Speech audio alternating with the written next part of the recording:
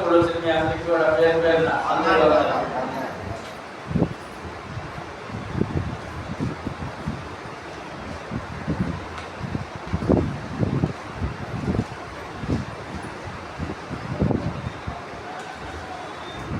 మనకు దొరికే భాగ్యం ఏంటంటే కోట్లాది మంది లేని వారి భాగ్యము రక్షణ భాగ్యం, పాప క్షమాపణ, ఆత్మరక్షణ. అది ఎన్ని కోట్లిచ్చినా దొరకని భాగ్యం. మన కుటుంబాల్లో కూడా చాలా మంది లేదు. ఆ రక్షణ కాపాడవలసిన బాధ్యత మాత్రం మన మీద ఉంది. అందుకే ఆయన ఏదో వినయ భయభక్తులు కలిగి, వినయ భయము వినయ విధేయతలతో ఇంత భాగ్యం నాకు ఇచ్చావు దేవా, నా పాపాన్ని నా దోషాన్ని క్షమించి ఈ రక్తంలో కడిగి ప్రాణం పెట్టిన ప్రేమతో ప్రేమించి నన్ను నా మీద కరుణ కటాక్షాలు కుమ్మరించి ఎవరికి లేని భాగ్యం నాకు ఇచ్చారు ఆయన. మీ సన్నిధికి వచ్చి ఎక్కడ ఇద్దరు ముగ్గురు నా పేరును కూడి ఉంటారో వారి మధ్య నేను ఉంటానని మీరు వాగ్దానం చేశారు. ఆ సన్నిధి అది దైవ సన్నిధి. ఆ దైవ సన్నిధికి వచ్చి మీరుండే ఆ స్థలానికి వచ్చి సంఘానికి వచ్చి మీరిచ్చే సమయోచితమైన సహాయ పడగలకు నేను ఎప్పుడూ సిద్ధంగా ఉంటానండి అని మనం ఒక ఒప్పందం చేసుకునేవాడు.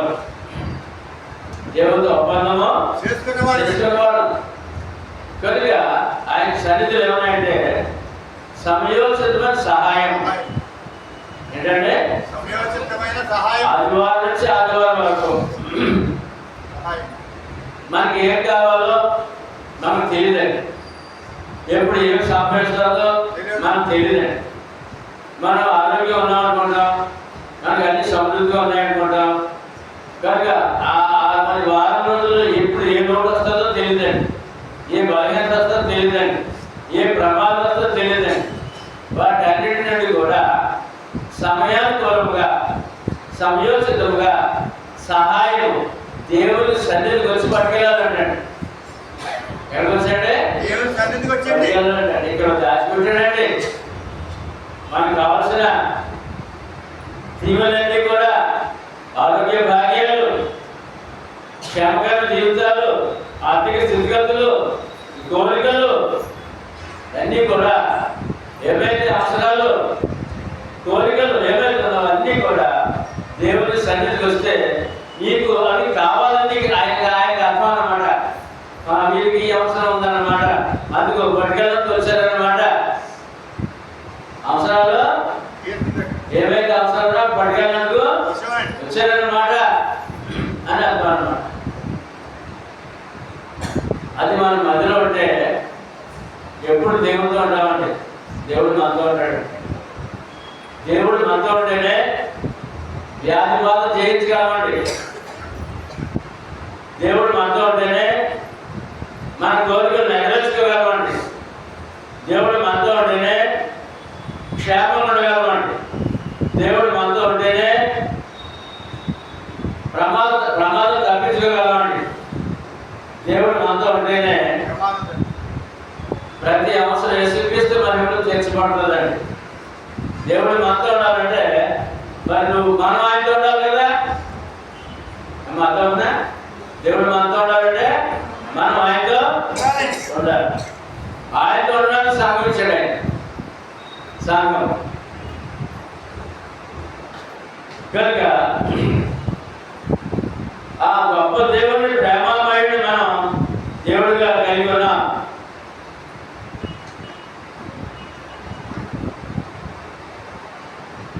ఈవేళ మనం ధ్యానించే వాక్యము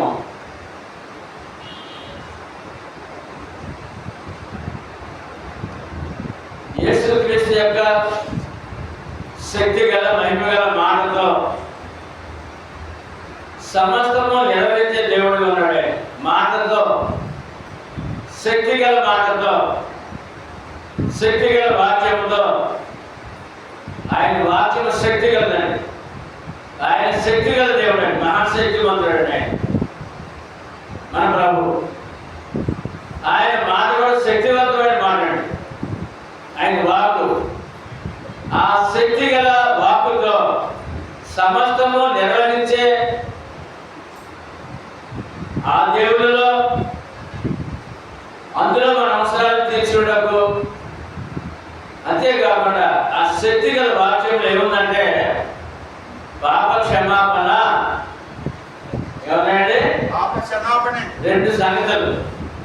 సృష్టాంతరం నడిపిస్తున్నారు, ఆ సృష్టిలో ఉన్న నిన్ను నన్ను పోషిస్తున్నారు, మన అవసరాలు తీరుస్తున్నారు. అదే సమయంలో శక్తిగల వాక్యం ద్వారా పాపాలు క్షమిస్తున్నాడు. ఆయన ఏం క్షమిస్తారంటే పాపములు క్షమించే దేవుడు. ఆయన వాక్కు అంత శక్తి కలది అనే విషయం మనము దాంట్లో సృష్టి అంతా నడిపించే దేవుడు ఉన్నాడు. సృష్టి అంతా సృష్టించిన దేవుడు ఉన్నాడు మన ప్రభు. సృష్టించిన వాడు, నడిపించేవాడు, పోషించేవాడు. మూడు సాధనలు: సృష్టించి, నడిపించి, పోషించి. ఈ మూడు కలిగిన దేవుళ్ళు మనం ఉన్నాం. మనము ఒక రాడును రప్పును నమ్ముకోలేదు, చెట్టును పొట్టును నమ్ముకోలేదు. సృష్టికర్త దేవుడు నమ్ముకున్నాం. ఎవరినంటే సృష్టికర్త దేవుడు నమ్ముకున్నాం. కనుక ఆ విషయాలు మనం కొన్ని ధ్యానిద్దాం. యోహాను సువార్త 1వ అధ్యాయము 1-3 ఆదియందు వాక్యముండెను, వాక్యము దేవుని యొద్ద ఉండెను, వాక్యము దేవుడై ఉండెను. ఆయన ఆదియందు దేవుని యొద్ద ఉండెను.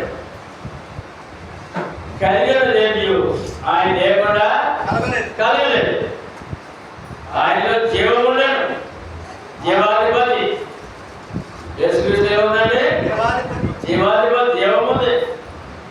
ఆయన సృష్టికర్త ఉన్నాడు, వాక్యమైన దేవుడు ఉన్నాడు. ఆయన లేకుండా కలిగింది మనకు కనబడేది అంతా కూడా క్రీస్తు లేకుండా కలగలేదు. ఆయనలో ఆయన ద్వారా, ఆయన లేకుండా ఏమీ కలగలేదు. ఆయన ద్వారా అన్ని కలిగాయి. మనం పొంది అనుభవిస్తున్నవన్నీ ఆయన వల్ల కలిగాయి. ఆయనే మన రక్షకుడు క్రీస్తు, ప్రభు యేసు క్రీస్తు. 14వ వచనంలో ఆ వాక్యమైన దేవుడు శరీరధారి, కృపా సత్య సంపూర్ణుడుగా మన మధ్య నివసించాను. ఆ వాక్యమైన దేవుడు, సృష్టికర్త దేవుడు శరీరధారిగా మన కొరకు మన మధ్యన ఈ మానవ లోకంలోనికి, ఈ భూలోకంలోనికి శరీరధారిగా వచ్చాడు.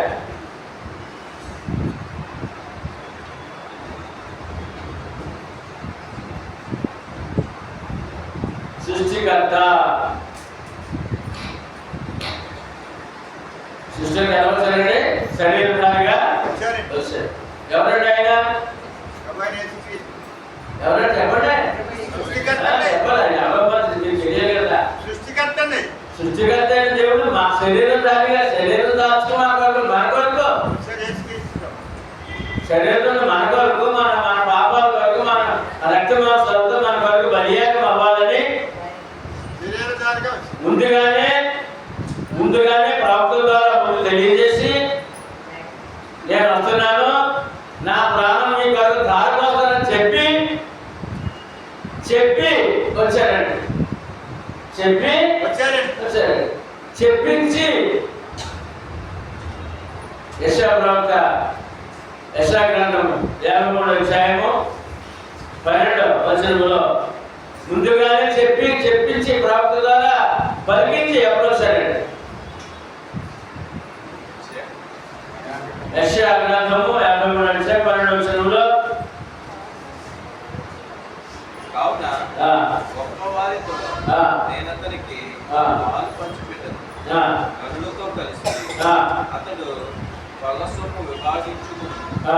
ఎలాగనగా ఉమ్. మరణము పొందినట్లు ఎలాగనగా మరణము పొందినట్లు అతడు అతడు తన ప్రాణమును తన ప్రాణమును ధారపోసెను. అదిగోండి. యెషయా ప్రవక్త క్రీస్తు పుట్టక ముందు, శిలువ మరణం పొందక ముందు 750 సంవత్సరాల ముందు ప్రవక్త ద్వారా పలికిన పలుకు, ఆయన పుట్టారు, ఆయన పెద్దవాళ్ళయ్యారు, ప్రజలు వచ్చారు, యోహాను బాప్తిస్మం పొందారు, లోకానికి వచ్చి ప్రజల్లోకి వచ్చి సువార్త ప్రకటించారు, అద్భుతకార్యం చేశారు, చనిపోయిన బ్రతికించారు. ఆయన చనిపోయి తిరిగి మళ్ళా బ్రతికారు. చనిపోయిన ప్రతి మానవుడు తిరిగి లేపుతానన్నారు. ఇంత గొప్ప దేవుడు మన ప్రభు. చనిపోయిన వారు బ్రతికించారు. రాత్రి మాకు చాలా మా అందరికి గుర్తాయి. 4 రోజులు సమాధానం రాత్రి లేపి రాత్రి బయటికి రామంటే వాళ్ళ సహోదరి అన్నారండి, వద్దు ప్రభు సమాధి రాయితీ తీసి మాట్లాడే, వద్దు ప్రభు కప్పు కొడతాడు. 4 రోజులు అయ్యింది. ఎన్ని రోజులంటే వద్దన్నారండి. నీవు నమ్మితే దేవుని మహిమను చూస్తావు అన్నాడు డాక్టర్. ఎదురుగా దేవుడు ఉన్నాడు, ఆమె ఎదురుగా దేవుడు ఉన్నాడు. నువ్వు నమ్మితే దేవుని మహిమను చూస్తావు అన్నాడు. అప్పుడు రాడు తొలగించాడు. రాత్రిలో బయటికి రా అన్నాడు. చనిపోయిన వాడు బ్రతికించారండి. ఆయన చనిపోయి ఆయన మళ్ళా బ్రతికాడండి. చనిపోయిన మనల్ని, ఈ లోకాన్ని ప్రభు వచ్చే సమయానికి ఎవరైతే చనిపోయి ఉంటారో వారందరినీ లేపుతారండి. వారందరినీ లేపుతారండి. ఇదండి మనకున్న గొప్ప ధైర్యం. దేనికి భయపడాల్సిన అవసరం లేదు. మరణానికి కూడా భయపడాల్సిన అవసరమా లేదు. అది మరణాన్ని జయించిన మన ప్రభు ఇచ్చిన వాగ్దానం. చూడండి, ఆయన శిలువ వరకు వెళ్ళక ముందు ఆయన కూడా ముందుగా చెప్తారని మాట ఒకసారి ఒక మాట. మత్తయి సువార్త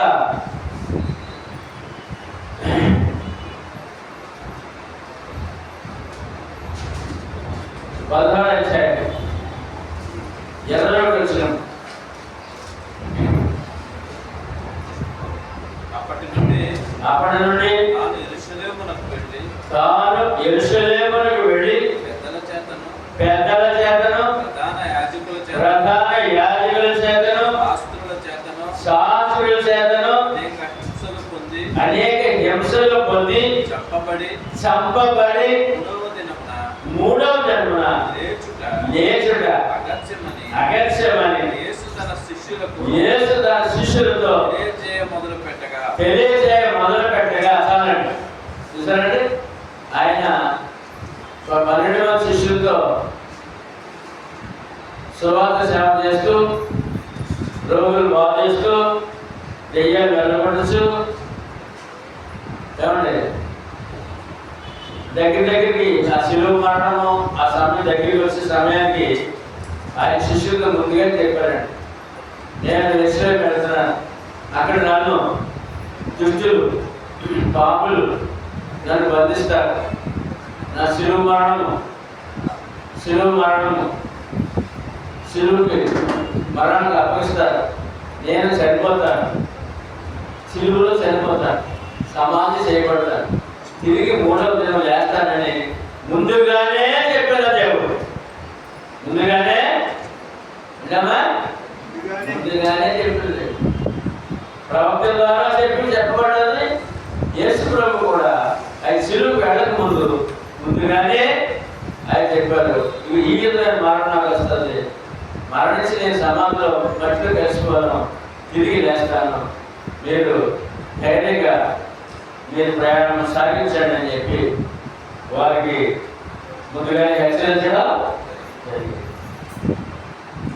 అప్పటికప్పుడు జరిగిన కాకతాయిగా అంటారు. అప్పటికప్పుడు సడన్గా జరిగిపోయి సగం కాదన్నది మానవుల పాప పరిహారమై దేవుని యొక్క సంకల్పము క్రీస్తు శిలువలో బలియాగము. యెషయా 53వ అధ్యాయంలో మనకి ఇంకా తెలియజేయబడుతుంది. 5-6 వచనాల్లో ఆయన ఎలా హింసపడతారో అనే విషయాలు కూడా ముందుగా చెప్పారండి.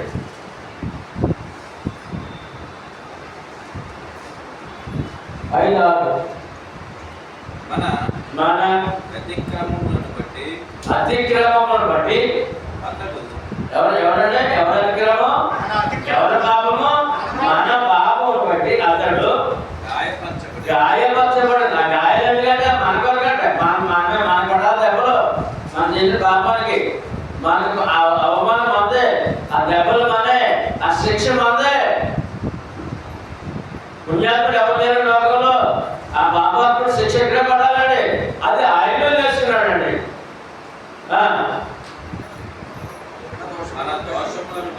మన దోషములను బట్టి నలుగుబట్టబడి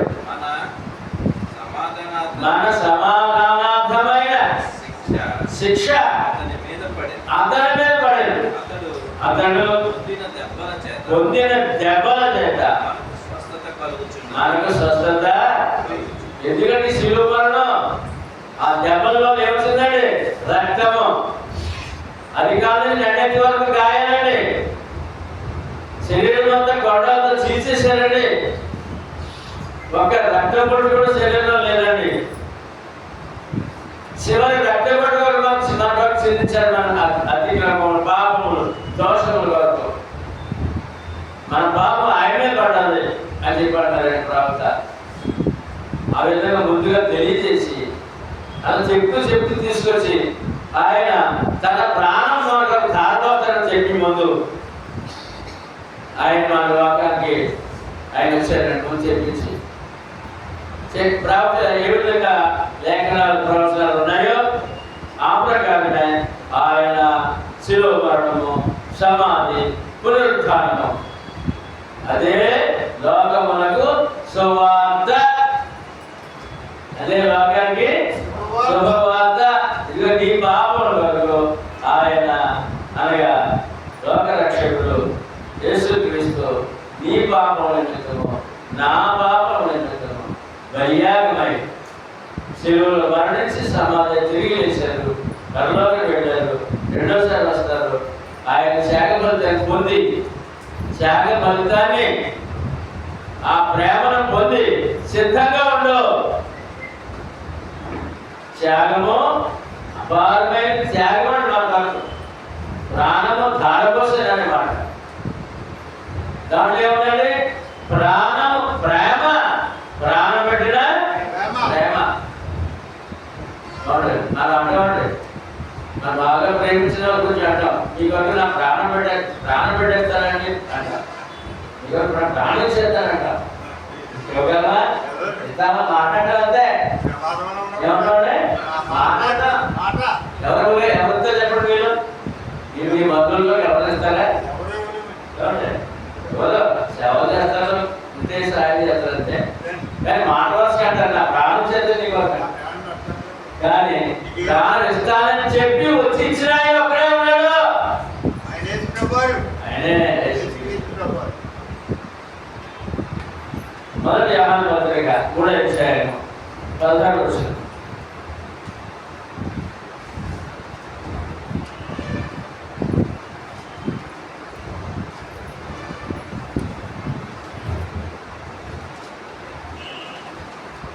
ఆయన మన నిమిత్తము తన ప్రాణమును పెట్టిన కనుక దీని వలన ప్రేమ ఏంటిదని తెలుసుకుంటున్నాము. మన ప్రభు ప్రేమ పెట్టుకుంది, మన దేవుడి ప్రేమ ప్రాణం పెట్టిన ప్రేమ ఉందండి. వాక్యం ఉందండి, ఏ ప్రేమ, ప్రాణం పెట్టిన ప్రేమ. దీని వలన ప్రేమ ఏంటిదని తెలుసుకుంటున్నాము. దేవుని ప్రేమ మానవుడి పట్ల ఎట్టి ప్రేమ ఉందంటే ప్రాణం పెట్టిన ప్రేమ. మనము కూడా సహోదరుల నిమిత్తము మన ప్రాణములు పెట్ట భక్తులపై మన వాడు ఎలా ప్రేమించారంటే ప్రాణం పెట్టినంతగా ప్రేమించారట. మనం కూడా ప్రాణం పెట్ట భక్తులపై అన్నాడు. ఎందుకంటే దేవుడే నీ కొరకు వచ్చి ప్రాణం పెట్టేశాడు. ప్రాణం పెట్టిన తర్వాత నేను ప్రేమించాడు. ఆ ప్రేమ పొందిన నీవు కూడా ప్రాణం పెట్టే భక్తుడు వెళ్దాం, భద్రాలు వెళ్దాం అన్నాడు. ఈ మాటకు శిష్యులు 12 మంది ప్రాణం పెట్టారండి. 12 మంది ప్రాణం పెట్టారండి ఈ రక్షణ అందించినందుకు. పౌలు గారు 13వ అపోస్తలుడు పౌలు గారు ప్రాణం పెట్టాడండి. ఆదిమ సంఘం ప్రాణం పెట్టారండి. ఆదిమ సంఘము ప్రాణం పెట్టారు.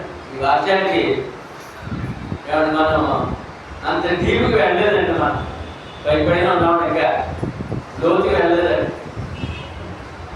ఎందుకంటే ఈ లోకము శాశ్వతం కాదు, ఆత్మ రక్షించిన దేవుడు కాదు. నేను ఏం చేసినా తక్కువే.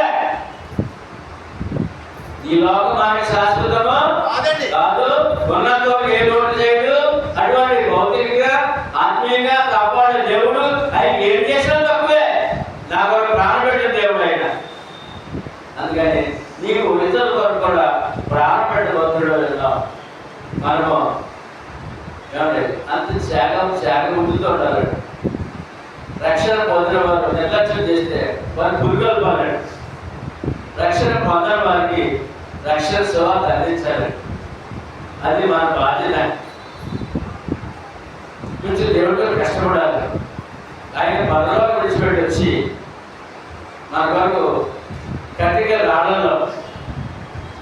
రాళ్ళలో కొండల్లో ఆ కోణంలో ఖాళీ నడకన తిరిగాడు. ఖాళీ నడకన అలా వాహనాలు లేవండి, విమానాలు లేవండి, ఖాళీ నడకనండి. ఇంకెవరో తెలుసండి, ఈ రాళ్ళలో ఆయన పుట్టిన పెరిగిన ఆ గృహాలు కొండ తెలిసిన గృహాలు. నల్లగా మంచి అందమైన ఈ నైట్ సినిమా చేసిన మంచి కలర్స్ చేసిన ఇళ్ళు ఏంటంటే కొండ తెలిసిన ఆ గుహల్లో ఆయన పుట్టినట్టు పెరిగాడు. ఏ సదుపాయాలు లేవాడు అప్పుడు, ఏ సదుపాయాలు లేవండి. ఇన్ని సదుపాయాలు అనుకుంటే మన దేవుణ్ణి సరిగా సేవించలేకపోతామేమో. ఏ సదుపాయాలు లేని సమయం పుట్టాడండి. కాలినడకండి. ఏమండి ఆయనే పుట్టిన రోజున పశువులు తొట్టెలు పడినటువంటి తల్లి పశువులు మేత వేస్తాయి కదా, పశువులు మేత వేస్తారండి. ఆ మేత తొట్టులో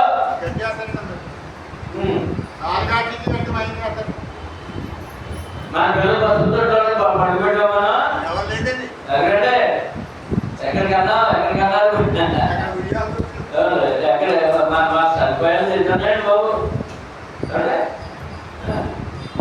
ఇదంతా ఎందుకంటే మన కొరకు మన పాపం. మహాశక్తి సంపన్నుడే దేవుడు ఒక దీనుడుగా, ఒక సామాన్యుడుగా, ఒక పేదవారి కుటుంబంలో పుట్టి ఆ జననం కూడా గొప్పదండి. జన్మ కన్య గర్భాన భార్యాభర్తలు సంసారం చేసి కాపురం చేసి పుట్టినాడు కదండి. ఆయన కన్య గర్భాన్ని పుట్టినాడు. ఆ జన్మలోనే దేవుడిగా కనపడుతున్నాడు. ఆయన పుట్టుకలోనే దేవుడిగా కనపడుతున్నాడు. మానవ నుంచి పుట్టినవాడు కాదండి. ఆయన జన్మ కూడా గొప్పదండి. మరణము జయించిన దేవుడు ఉన్నాడండి. మరణం జయించిన వాడు లోకంలో ఆయన ఎవరు పుట్టలేదు. ఆయన మరణం జయించినప్పుడు ఎవరు లేరు. ఇవన్నీ జ్ఞాపకం చేసుకోవాలి. మన ఖాళీగా ఉన్నప్పుడు ఎందుకు పనికిరాని మాట్లాడడం, పనికిరాని ఆలోచన, నక్షత్రంతో ఏదో ఆలోచిస్తుంటాడు కాదండి. ఇవన్నీ జ్ఞాపకం రావాలండి. నేను నమ్మే దేవుడు ఏంటైన ప్రేమ, ఏంటైన త్యాగం, ఏంటైన పుట్టుక, ఏంటైన మరణ సమాన ఎంత ఆశ్చర్య అద్భుతం. ఎంత గొప్ప దేవుడే నమ్ముకున్నా, ఎంత గొప్ప దేవుడు నాకు తోడుగా ఉన్నాడు. నేను రక్షణలో ఉన్నాను, రక్షణ పొందుతున్నాను, నేను పరిశుద్ధుడిని అని ధ్యానిస్తున్నప్పుడు ఆరోగ్యం అండి, ఆయుష్ పెరుగుతుందండి. దైవ ధ్యానం అంటే ఆయుష్ పెరుగుతుందండి, ఆరోగ్యం ఉంటామండి. చింత పోతండి, బేగ పోతండి. చింత బేగలంటే వ్యాధి బాధలండి. కనుక ఈ దేవుడు ఎవరు అంటే ఇక కలుసు రాసిన పత్రిక 1వ అధ్యాయము 17 పడతారు.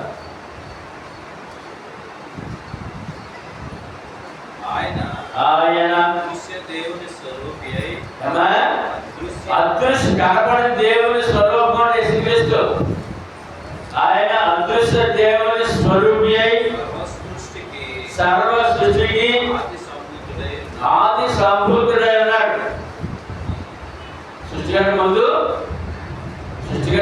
ఉన్నవాడు, సృష్టికంటే ముందు ఉన్నవాడు, ఈ సృష్టి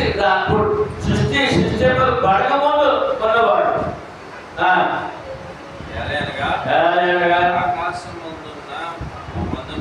ఆకాశమందున్నవియు భూమి అందున్నవియు దృశ్యమైనవి అంటే కనపడేవి కానీ కనపడలేవి కానీ అవి సింహములైనను సింహాసనములైనను ప్రభుత్వములైనను ప్రధానులైనను అధికారములైనను సర్వమును ఆయన యందు సృజింపబడెను.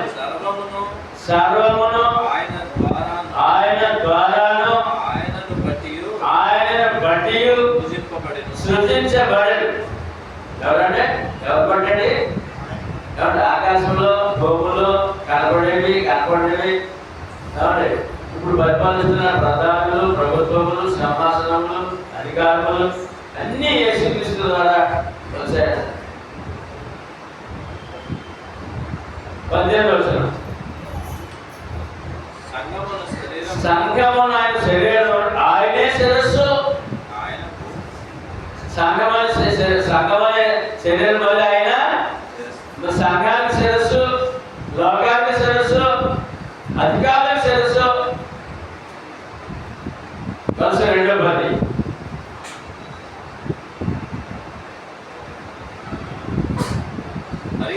మరియు ఆయన యందు మీరును సంపూర్ణులై ఉన్నారు. ఆయన సమస్త ప్రధానులకును ఎవరికంటే సమస్త ప్రధానులకును అధికారులకును శిరస్సు అన్నాడు. యేసుక్రీస్తు అంటే చాలా తక్కువగా లోకంలో చాలా చిన్న చూపు ఉందండి. ఏమండి, బొమ్మ నమ్మట్టుగా ఒక బొమ్మని ఒక చెట్టు నమ్మట్టుగా కూడా నమ్మట్లేదు యేసుప్రభుని. బయలు రాడు నమ్మట్టుగా బయలురాడు ఏదంటే ఏదంటే బయలుదేరి దేవత చెప్పండి. కొత్తలో ముసలమా బయలుదేరి పేరేంటే చెప్పి చెప్పి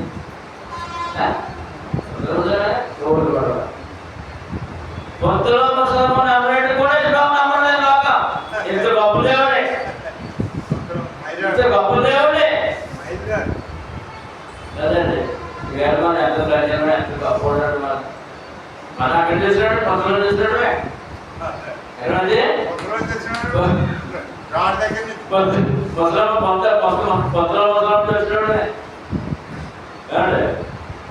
కనుక సన్నిగారికి అయిపోయినాడు. సన్నిగారికి మాకు గౌరదేవుడు, మా గౌరదేవి మీరు పేరెంట్ చేసాడే గౌరమ్మ.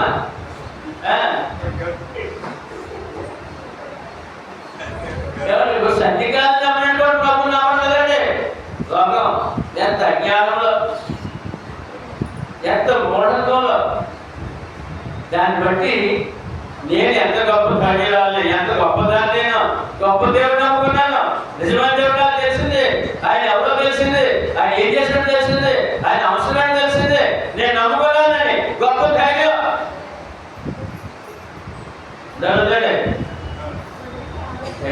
ధైర్యం ఉన్నదే. కానీ సరిగా నమ్ముకోవడం ధైర్యం ఉన్నారండి, ఈ మహిళ నమ్ముకోవడం ధైర్యం ఉన్నారండి, మరి నిజమైన దేవుడు నమ్ముకున్నవాడు సమస్త సృష్టికి అధిపతి, సకల అధికారులకు నాయకులకు కూడా శిరస్సు మన యేసుక్రీస్తు. ప్రకటన గ్రంథము 105లో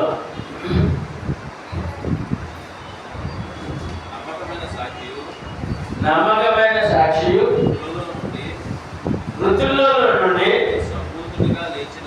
ఆది సంపూర్ణుడుగా లేచినవాడు, మొట్టమొదటిగా లేచినవాడు, అందుకని భూపతులకు అధిపతి యేసుక్రీస్తు ఎవరంటే భూపతులకు ప్రపంచంలో గొప్ప అధిపతులు ఉన్నారు, గొప్ప గొప్ప నాయకులు ఉన్నారు.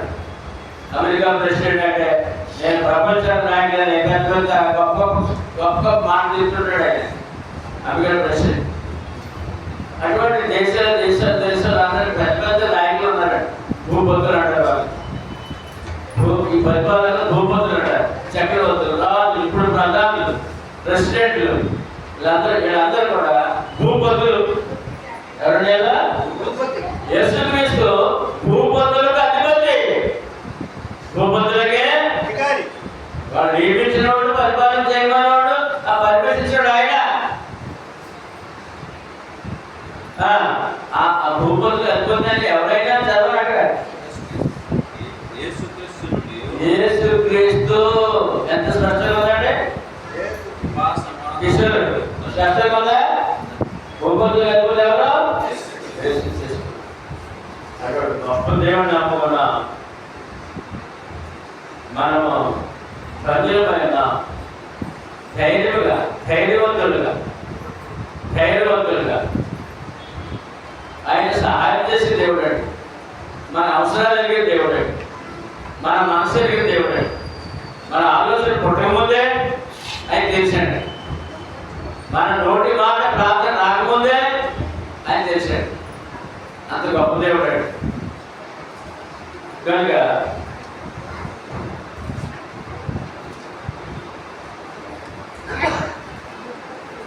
ఇప్పుడు ఎబ్రిల్ రాసిన పత్రిక చూద్దాం. ఈయన చేస్తున్న పని అంటే ఇప్పుడు ఏమైనా చేస్తాడు ఏంటి ఆయన?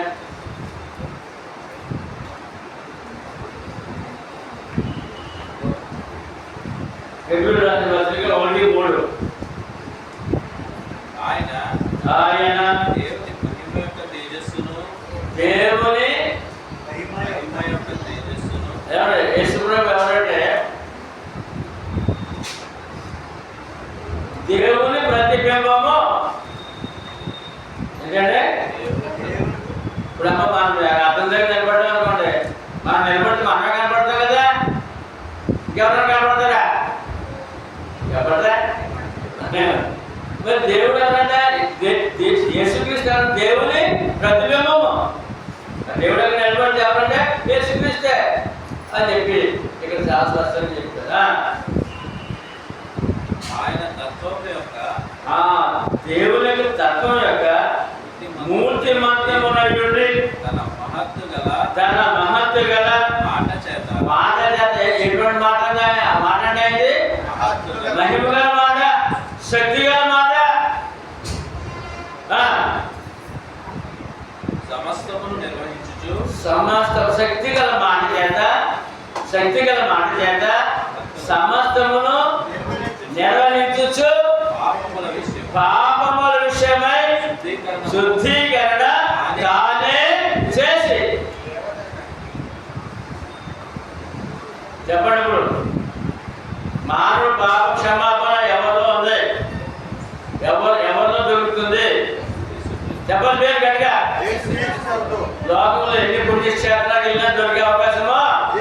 ఏ నామములో పాప క్షమాపణ, ఏ నామం రక్షణ లక్ష్యం చెప్తాను ఇక్కడ. ఒకటేమో 2 పనులు చేస్తాడు ఆయన. ఒకటేమో ఆయన మాట చేత సృష్టి అంతా నడిపిస్తానండి. ఆయన మాట చేత తిరుగుతుంది అంత సృష్టి అంతా జరుగుతుంది. దినచర్య యేసు నీవు నేను నమ్మిన దేవుని మాట చేత సృష్టి అంతా నడిపించబడుతుంది. అదే సమయంలో ఒక పాపకి పాప క్షమాపణ ఆయన వాక్కు ఆయన సువార్త ద్వారా దొరుకుతుంది. ఎక్కడ దొరకదు? సృష్టికర్త ఆయనే, సృష్టి నడిపించేవాడు ఆయనే, మానవ పాపాలు క్షమించేవాడు ఆయనే.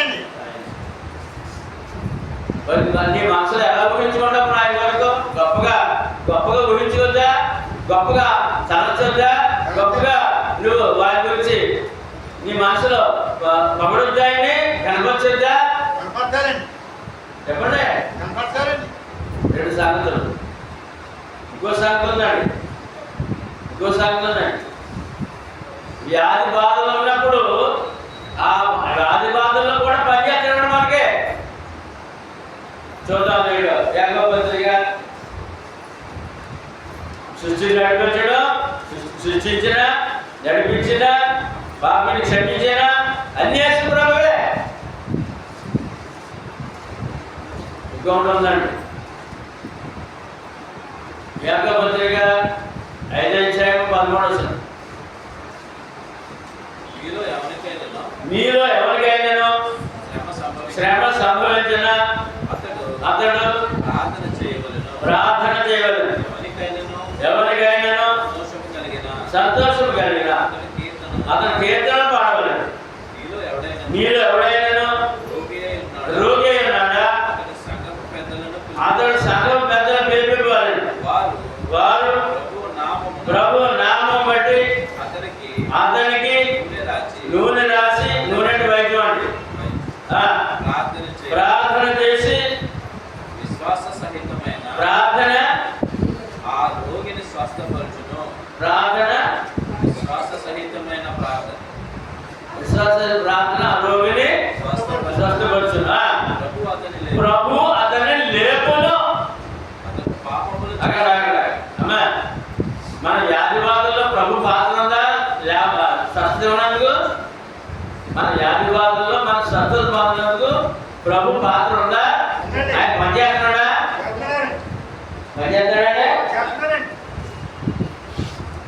రోగి కొరకు అందరూ ప్రార్థన చేయాలి. ముందు రోగి ప్రార్థన చేయాలి. తర్వాత సంఘానికి తెలియజెప్పాలి, సేవలను తెలియజెప్పాలి. ఆయన ప్రార్థన చేస్తారు, వైద్య సహాయం పొందాలి. ఇవన్నీ జరుగుతున్నప్పటికీ ఆయన సహాయం లేకపోతే, ఆయన లేవనెత్తకపోతే మనం మరణ సేవ మీదే అది కాలైపోతాం. అందుకని ఇక్కడ రోగి దగ్గర కూడా ఆయన పనిచేస్తున్నాడండి.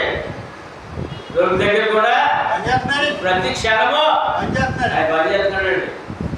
భక్తులకి ఎన్నిసార్లు చర్చ బ్రతికో మనం చెప్పండి. ఇది ప్రమాదాలండి.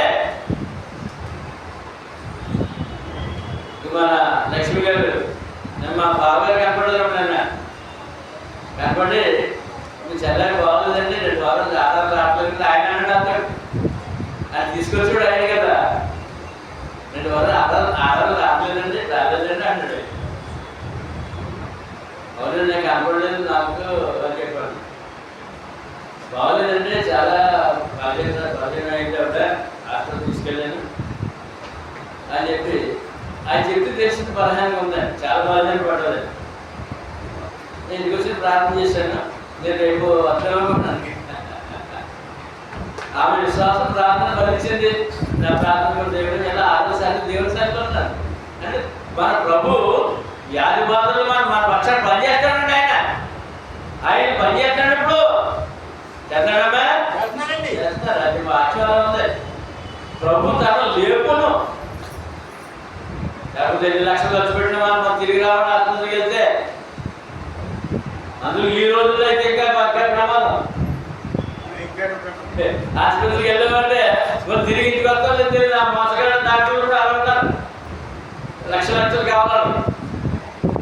కనుక భక్తుల పట్ల ప్రభు పనిచేస్తాడని చెప్పడానికి ప్రభు పనిచేస్తాడు.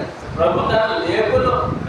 ఈ మాట చాలా నాకు చాలా ఇష్టమైన మరి వ్యాధి బాధల్లో కూడా పనిచేస్తారా దేవా? ఇంత గొప్ప దేవుడు మనకి రక్షకుడిగా, పోషకుడిగా, ఆదరించేవాడుగా, వ్యాధి బాధ లేవనెత్తేవాడుగా ఉన్నాడండి. మనం చూస్తాం. ఇప్పుడు చాలాసార్లు మనం ధ్యానించేవాడి ఆయన సృష్టికర్తని, ఆయన లేకుండా కలిగింది ఏది, ఆయన లేకుండా కలగలేదని, అంటే సృష్టికర్తని, ఆయన వాచ్యమైన దేవుడని, ఆయన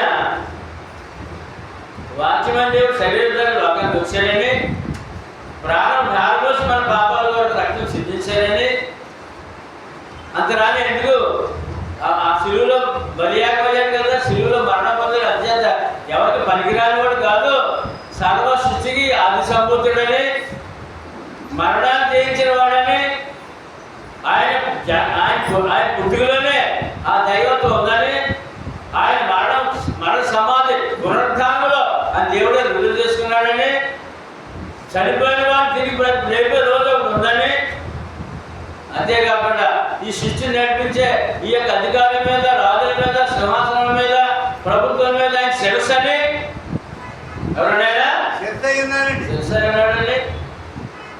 ఇన్ని సంగతులు తెలియజేస్తూ ఆఖరుగా ఆయన సృష్టిని నడిపించేవాడు ఉన్నాడని, సృష్టిని నడిపించేవాడు ఏమన్నాయండి?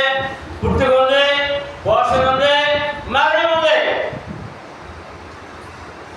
ఈ పుట్టుక, పోషణ, మరణంలో సృష్టి అంతా పనిచేయాలి. సృష్టి అంతా పనిచేయాలి. సూర్యుడు పనిచేయాలి, చంద్రుడు పనిచేయాలి, నక్షత్రం పనిచేయాలి, గ్రహాలు పనిచేయాలి, భూమి పనిచేయాలి, భూమి పంటలు ఇవ్వాలి. దేని పని అది ఎవరు చేయించాలి? ఒక మాట చేత, ప్రభు యొక్క మాట చేత సృష్టి నడిపించబడుతుంది అని గొప్ప విషయం. ఇప్పుడు ఆ నడిపింపు చూద్దాం. ఆ నడిపింపు ఏంటో కీర్తన 104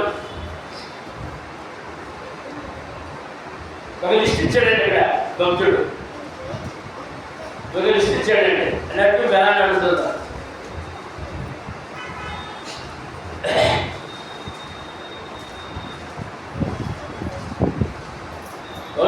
నా ప్రాణమా యెహోవాను సన్నుతించుము, యెహోవా నా దేవా, యెహోవా నా దేవా. మనం ఏమన్నా తెచ్చండి? నా ప్రభువా నా దేవా అనండి. కూర్చున్నా లేచినా ప్రయాణం చేసినా నా ప్రభువా నా దేవా నా రక్షక, అది మన పదం. భక్తుడు అన్నాడు నా ప్రభువా నా దేవా అన్నాడండి. భక్తుడు యెహోవా ప్రభు అండి. నా దేవా నీవు అధిక ఘనత వహించిన వాడువు, సామాన్యుడు కా దేవా అన్నాడండి. నీవు మహాత్మ్యమును ప్రభావమును ధరించి ఉన్నావు. దేవుడు ఎవరంటే మహిమను మహత్యాన్ని ధరించిన వాడంట అని చెప్తున్నాడు భక్తుడు. రెండవ వచనము వస్త్రము వలె వెలుగును నీవు కప్పుకొని ఉన్నావు.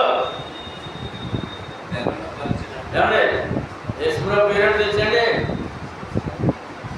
లోకము జీవము, లోకమునకు జీవము, లోకమునకు వెలుగు, లోకమునకు వెలుగు. ఇక్కడ నీవు రెండవ వచనం వస్త్రము వలె వెలుగును నీవు కప్పుకొని ఉన్నావు. అమ్మ మనసంతా మా నాన్న పెట్టాలి. లేదా సరే చదువులు బైబిల్ తీయండి, చూడండి. వెలుగును కప్పుకున్నాడంటే ఆయన, అందుకే లోకము వెలుగు తెరను పరిచినట్టు ఆకాశ విశాలమును నీవు పరిచి ఉన్నావు. ఏమంటే మనకేదో శుభకార్యం చేసినప్పుడు టెంట్ వేసుకుంటాం కదా, వేసుకుంటామండి. మరి లోకానికి టెంట్ వేసాడంట. లోకానికి టెంట్ ఆకాశం అంటే ఏంటంటే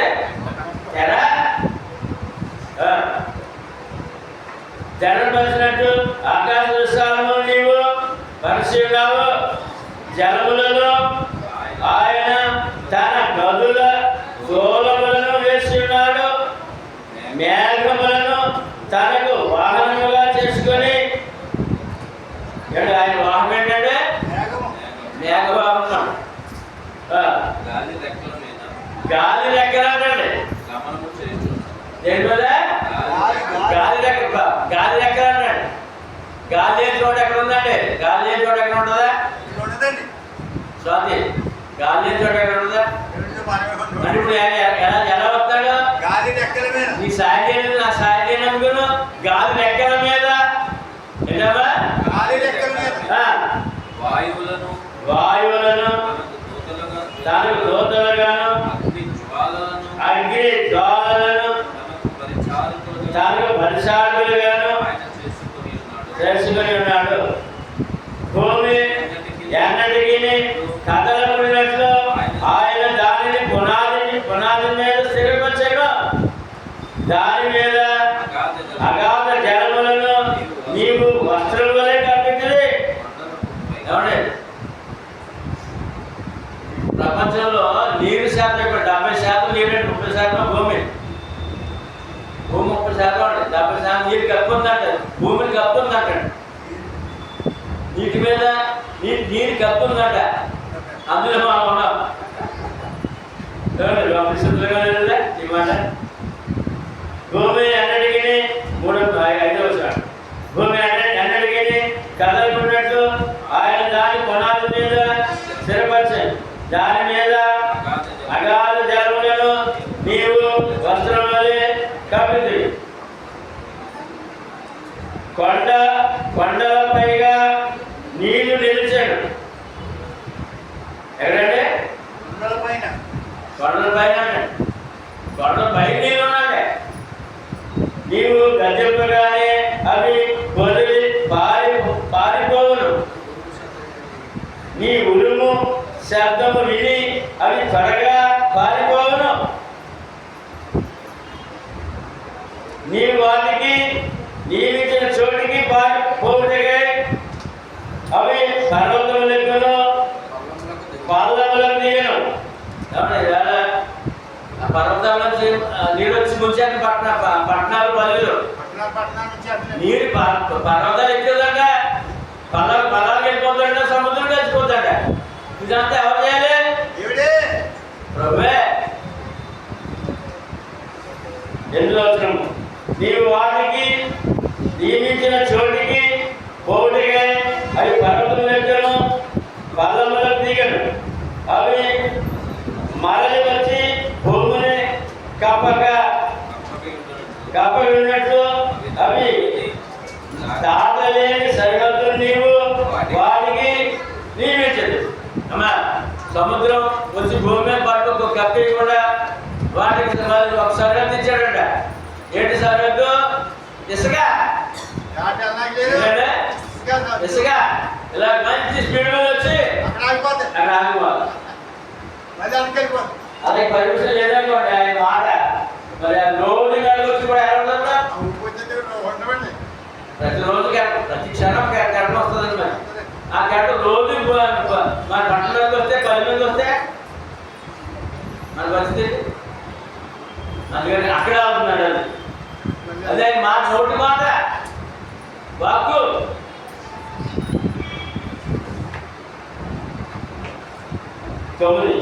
అవి మరణ వచ్చి భూమిని కప్పగలిగినట్లు అవి దాటలేని సరిహద్దులు నీవు వాటికి నీవు సరిహద్దు నియమించిన సముద్రానికి అదే పని చేస్తుంది.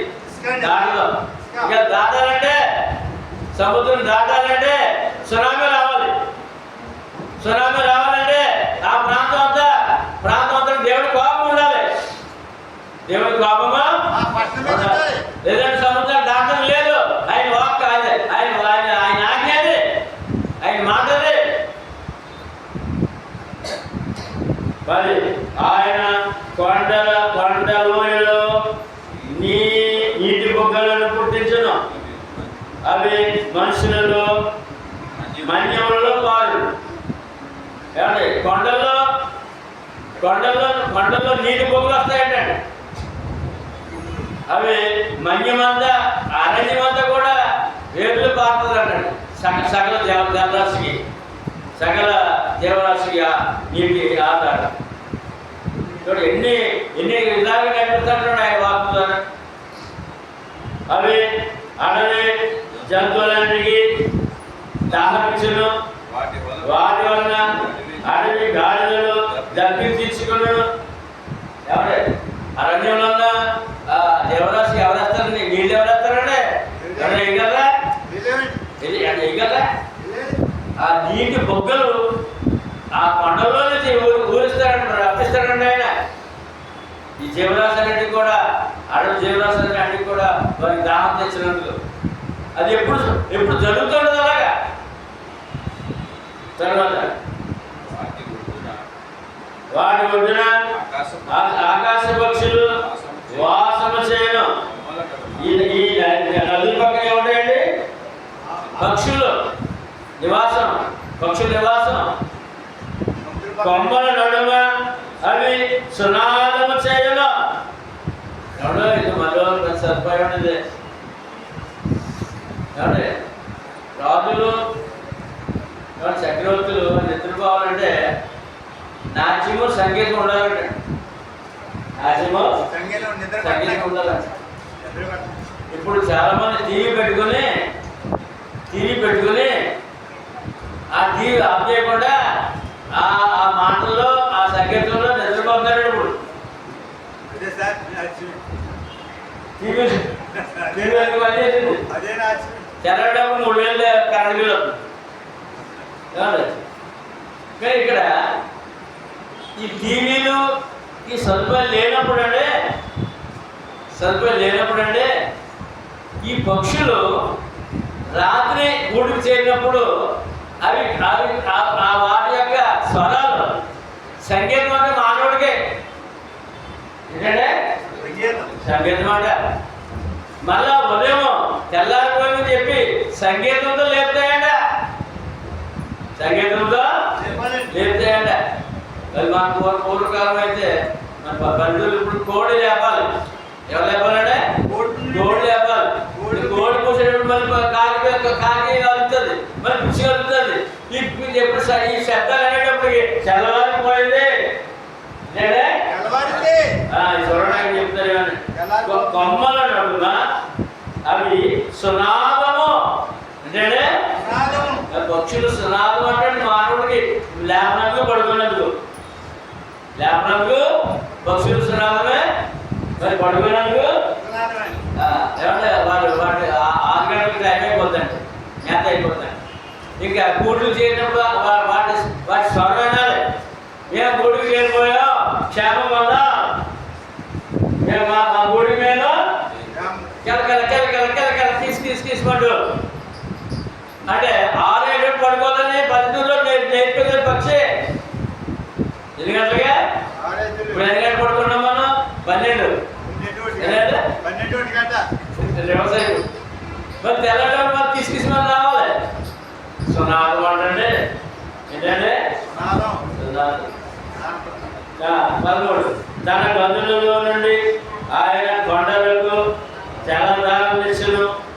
నీ క్రియల బలము చేత భూమి తృప్తి పొందుతున్నది. దేవుని యొక్క మాట చేత భూమి తృప్తి పొందుతుంటాడు. తృప్తిగా అంటే మానవుడికి ఏవైతే ఫలాలు ఇవ్వాలో పంట ఇవ్వాలో అది రెడీగా ఉందంటండి. పశువులకు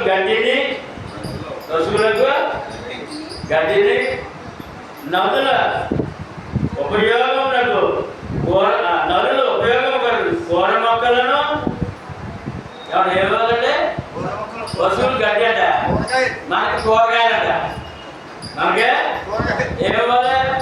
భూమి ఇవ్వాలంట. ఎవరు పరిపోషణ ఇవ్వాలి? ఎవరు కనిపిస్తారు ఇదంతా అని చెప్తారు ఇక్కడ. ఏమండి కూర మొక్కలను ఆయన మొలిపించున్నాడు. ఎవరే పచ్చిరాయలు తోగుమన్నా ఏంటంటే పచ్చిరాయలు కూర మొక్క కావాలంటే ఆకుకూర. ఎవరు డాక్టర్ చెప్తే తెలుసండి, మాంసం తినకండి, చికెన్ తినకండి, చేపలు బొత్తుకెళ్ళి తినండి, ఎక్కువ కాయగూరలు ఆకుకూరలు తినండి. ఎక్కువ ఆకుకూరలు తినండి అంటే కాయలు ఇక్కడ చెప్తాడు. ఈ భూమి ఏం చెప్తున్నాడంటే కూర మొక్కలంటే ఆయన ఒలిపించుతున్నాడు. అందుమూలమున భూమిలో నుండి ఆహారమును, మన ఆహారం ఎక్కడ చెప్తున్నాడు? ఎక్కడ చెప్తున్నాడు? ఎవరు నడుపుతాడు ఈ చక్రం? యేసు ప్రభు. భూమిలో ఆహారమును, నరుల హృదయమును సంతోషపెట్టు ద్రాక్షారసమును, వారి ముఖములకు వెలుగునిచ్చు తైలమున ఊరు గొడవ. మరి ముఖాన్ని వెలిగించే తైలం కూడా అంటాడు. ఎంత ఎన్ని సదుపాయాలు దేవుడు.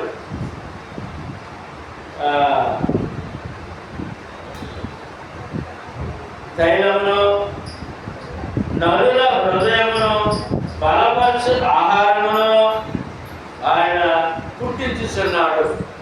ఎవరు పుట్టిస్తున్నారండి? గడియలాగా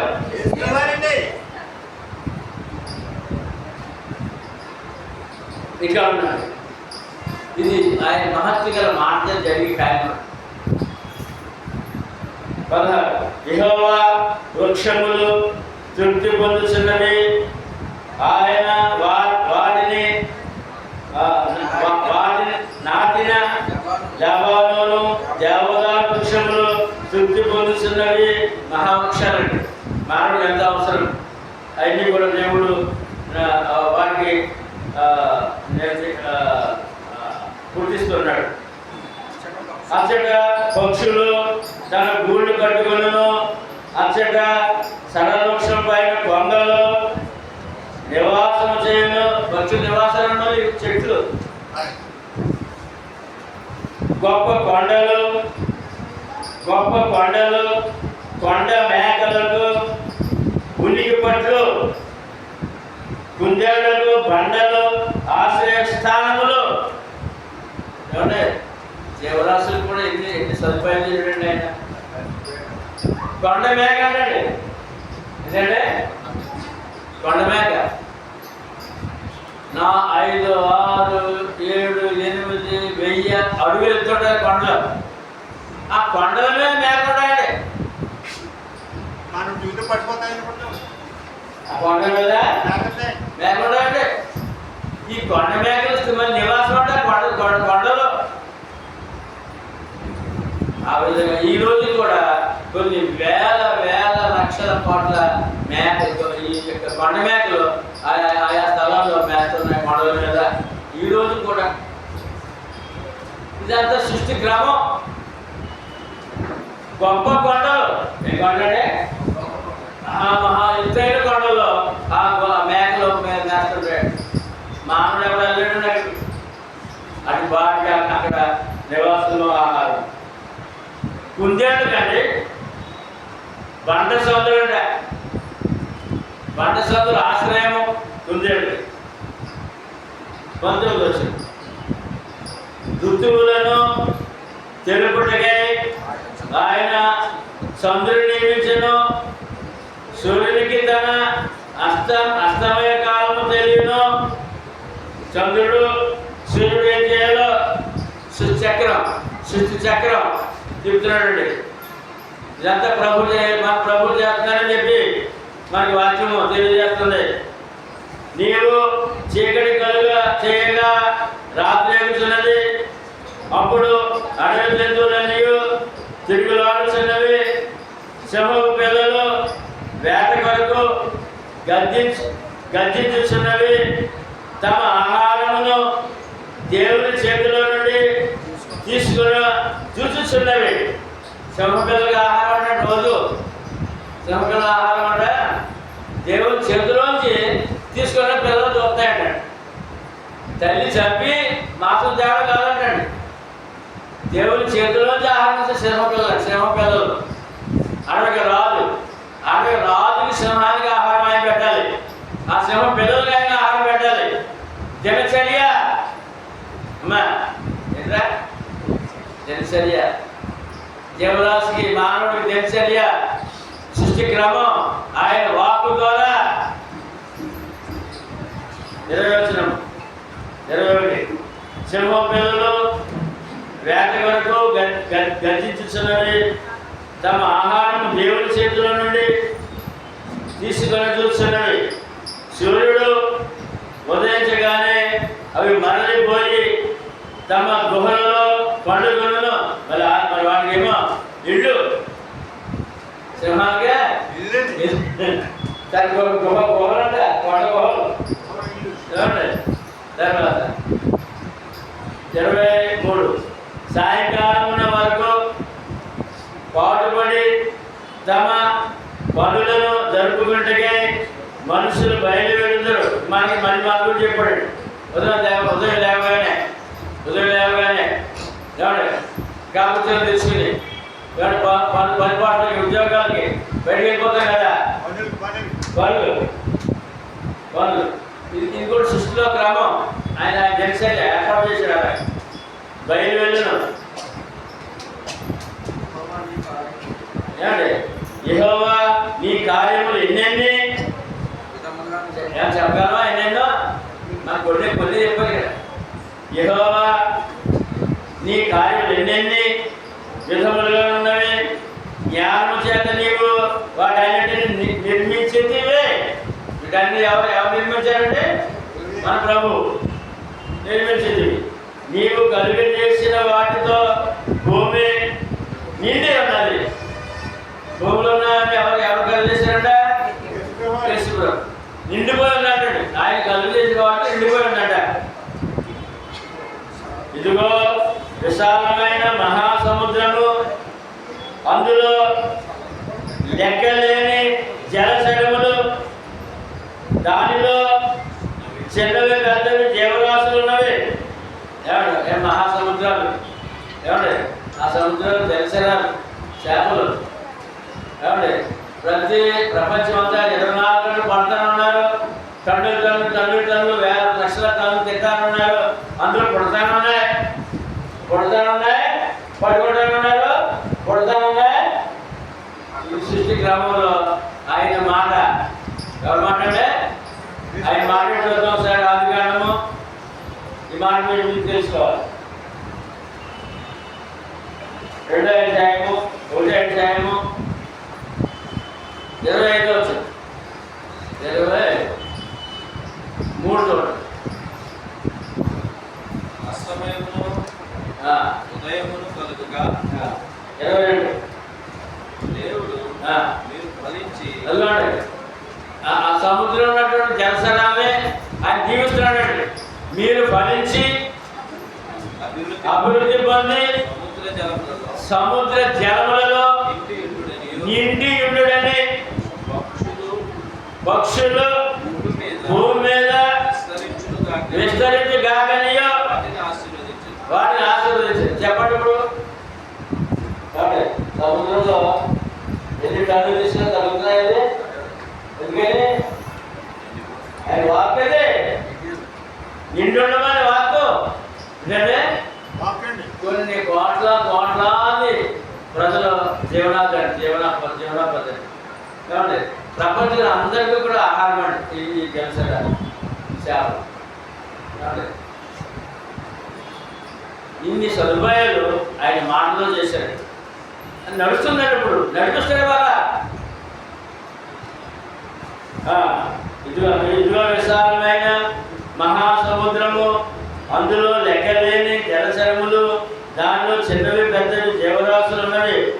అందులో ఓడలు నడుచున్నవి.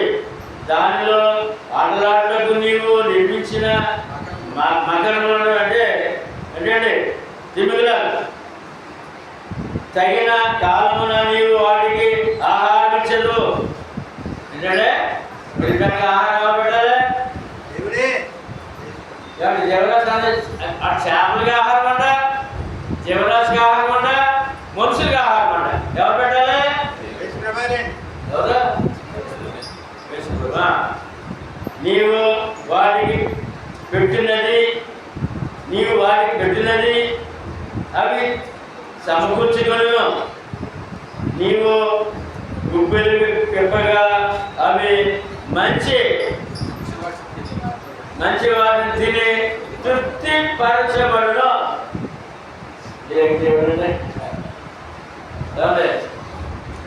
ఎన్నిటికంటే చేపలుగా ఆహారం పెట్టాలంట, భూమి జీవరాశిగా ఆహారం పెట్టాలంట, మనుషులుగా ఆహారం పెట్టాలంట. ఇవన్నీ ఆయన గుప్పుడులో వస్తున్నాయంట. ఎవరి గుప్పుడుంది? వాటిని తిని తృప్తి పొందును. అందుకే ఆహారం తిన్నప్పుడు పరలోకంలో తండ్రి ఈ ఆహారం ఇచ్చారు ఆయన, మీకు స్థుతులు కృతజ్ఞతలు చెల్లించుకున్నా, దేని వారికి దయచేయండి, ఈ ఆహారం ఆరోగ్యం ఇవ్వండి అని ప్రార్థన చేసుకుంటాం. ఇది ఆయన ఇస్తున్నాడు కదా, ఆయనదే ప్రార్థన చేసుకోవాలి. 29 నీవు ముఖము మరుగు చేసుకొనగా అవి కలతపడును. నీవు వాటి ఊపిరి తీసివేస్తున్నప్పుడు అవి ప్రాణములు విడిచి మట్టి పాలకును. పుట్టించేవాడు మళ్ళా పిలిచేవాడు, తీసేసేవాడు. 2 కార్యక్రమాలు. నీవు 30 నీవు నీ ఊపిరిని విడువగా అవి సృజించబడు. ఇప్పుడు ఎవరైనా ప్రభు అమ్మా సృష్టించేవాడు మళ్ళా లైఫ్ వచ్చేవాడు. 2 చక్రం. చక్రం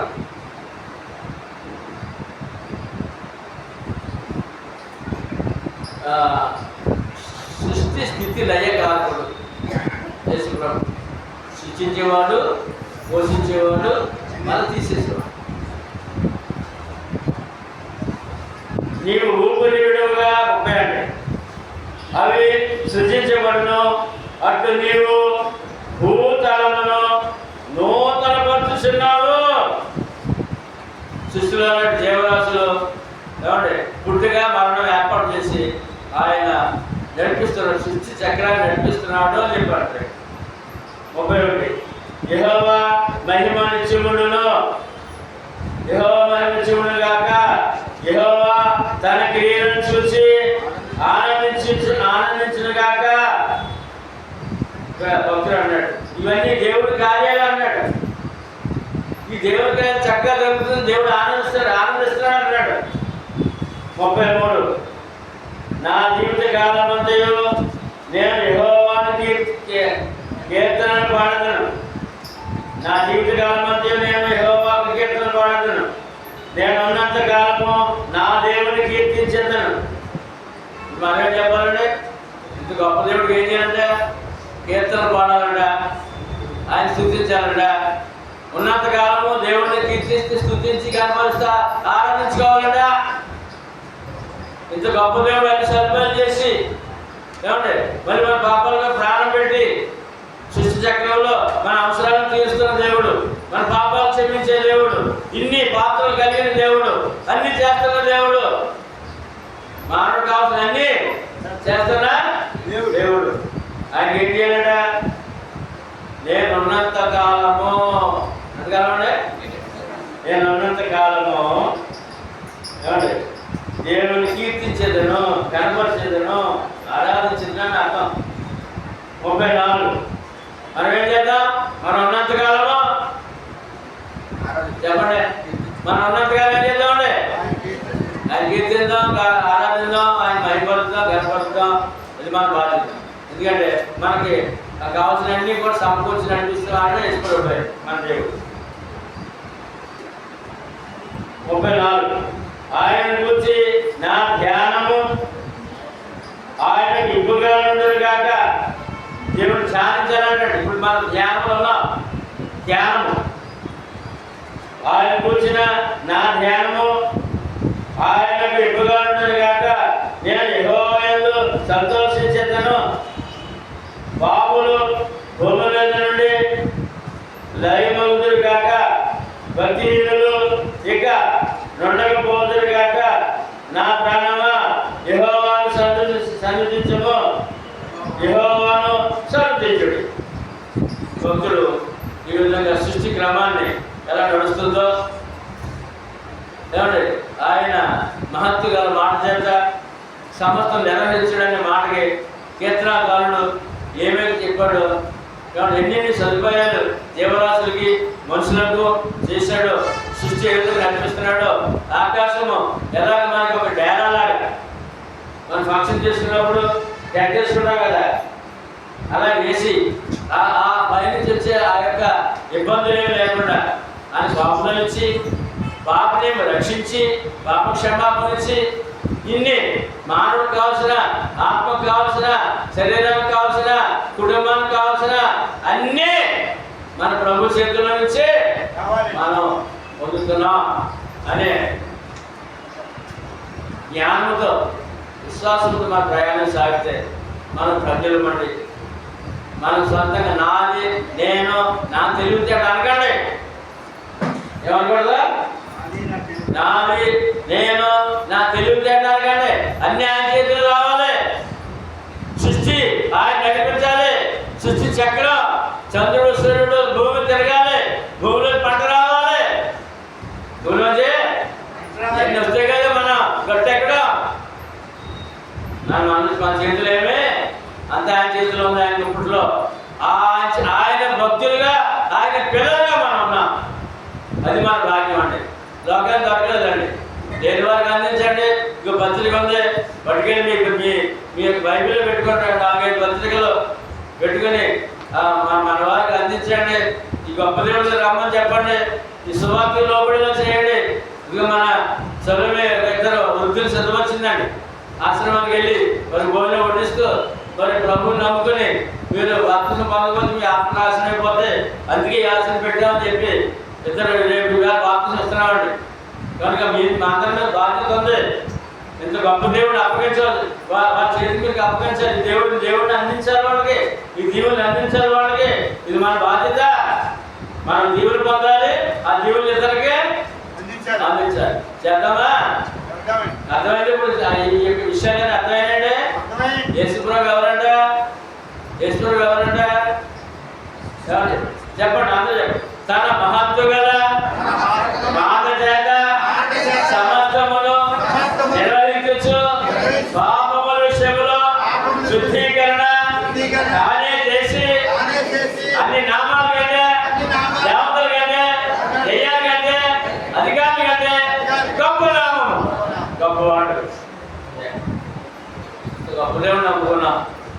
ధైర్యంగా ప్రయాణం చేద్దాం, రక్షణ కాపాడుకుందాం, ఇతరులకు రక్షణ అందిద్దాం. ఏం చేద్దామంటే రక్షణ గొడవ మాకు వద్దని అనకండి, చెప్పాలండి. ఖచ్చితంగా అందించాలి. అందిస్తే వాళ్ళు కూడా గొప్ప దేవుడిని తెలుసుకుంటారు. ఆ దేవుడి దగ్గర కొన్న జీవనాన్ని పొందుతారండి. మన జీవనాన్ని పొందామండి. మన వాడికి వద్దా? పనులకు వద్దా మన వాడికి? ఇక్కడ అన్ని దేవుడి చేసి అనిపిస్తారు. వాళ్ళు కూడా ఇవన్నీ ప్రభు ఇచ్చాడని చెప్పాలి.